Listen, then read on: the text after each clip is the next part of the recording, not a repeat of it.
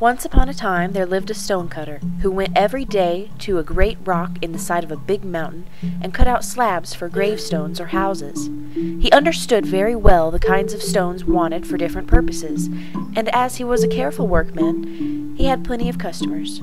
For a long time he was quite happy and content, and asked for nothing better than what he had. Now in the mountain dwelt a spirit which now and then appeared to men, and helped them in many ways to become rich and prosper. The stonecutter, however, had never seen this spirit, and only shook his head with an unbelieving air when anyone spoke of it. But a time was coming when he learned to change his opinion. One day the stonecutter carried a gravestone to the house of a rich man, and saw all sorts of beautiful things of which he had never dreamed. Suddenly his daily work seemed to grow harder and heavier, and he said to himself, "Oh, if only I were a rich man, and could sleep in a bed with silken curtains and golden tassels, how happy I should be!" Only I could be something else, how happy I would be. Now that I am on my knee, come and take a look at me. Come and see, how happy I would be.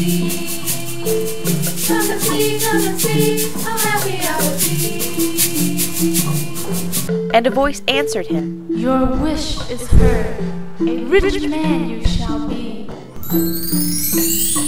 At the sound of the voice the stonecutter looked around but could see no one. He thought it was all his fancy, and picked up his tools and went home, for he did not feel inclined to do any more work that day. But when he reached the little house where he lived, he stood still with amazement, for instead of his wooden hut there was a stately palace filled with splendid furniture, and most splendid of all was the bed, in every respect like the one he had envied. He was nearly beside himself with joy, and in his new life the old one was soon forgotten. It was now the beginning of summer, and each day the sun blazed more fiercely. One morning the heat was so great that the stonecutter could scarcely breathe, and he determined that he would stop at home till the evening. He was rather dull, for he had never learned how to amuse himself, and was peeping through the closed blinds to see what was going on in the street, when a little carriage passed by, drawn by servants dressed in blue and silver. In the carriage sat a prince, and over his head a golden umbrella was held to protect him from the sun's rays. "Oh, if I were only a prince," said the stonecutter to himself as the carriage vanished around the corner. "Oh, if I were only a prince, and could go in such a carriage, and have a golden umbrella held over me, how happy I should be!" Only I could be something else, how happy I would be. Now that I am on my knee, come and take a look at me. Come and see, how happy I would be. Come and see, how happy I would be. And a prince he was. Before his carriage rode one company of men and another behind it. Servants dressed in scarlet and gold bore him along. The coveted umbrella was held over his head. Everything his heart could desire was his. But yet it was not enough. He looked around still for something to wish for, and when he saw that in spite of the water he poured on the grass the rays of the sun scorched it, and that in spite of the umbrella held over his head every day his face grew browner and browner, he cried in his anger, "The sun is mightier than I. Oh, if only I were the sun!" And the mountain spirit answered, "Your wish is heard. The sun you shall be." Only I could be something else, how happy I would be. Now that I am on my knee, come and take a look at me. Come and see, how happy I would be. Come and see, how happy I would be. And the sun he was, and felt himself proud in his power. He shot his beams above and below, on earth and in heaven. He burnt up the grass in the fields, and scorched the faces of princes as well as that of poorer folk. But in a short time he began to grow tired of his might, for there seemed nothing left for him to do. Discontent once more filled his soul, and when a cloud covered his face and hid the earth from him, he cried in his anger, "Does the cloud hold captive my rays? And is it mightier than I? Oh, that I were a cloud and mightier than any. And the mountain spirit answered, Your wish is heard. A cloud you shall be.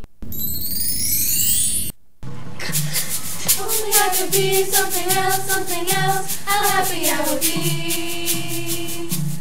Now that I am on my knee, come and take a look at me. Come and see how happy I would be. Come and see how happy I would be. And a cloud he was, and lay between the sun and the earth. He caught the sun's beams and held them, and to his joy the earth grew green again and flowers blossomed. But that was not enough for him, and for days and weeks he poured forth rain till the rivers overflowed their banks, and the crops of rice stood in water. Towns and villages were destroyed by the power of the rain. Only the great rock on the mountainside remained unmoved.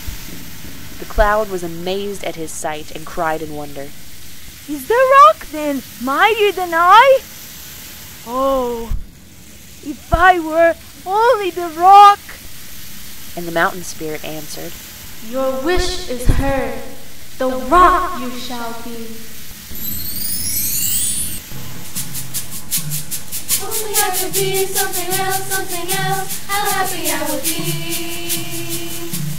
Now that I am on my knee, come and take a look at me. Come and see how happy I would be. Come and see how happy I would be. And the rock he was, and gloried in his power. Proudly he stood, and neither the heat of the sun nor the force of the rain could move him. This is better than all, he said to himself.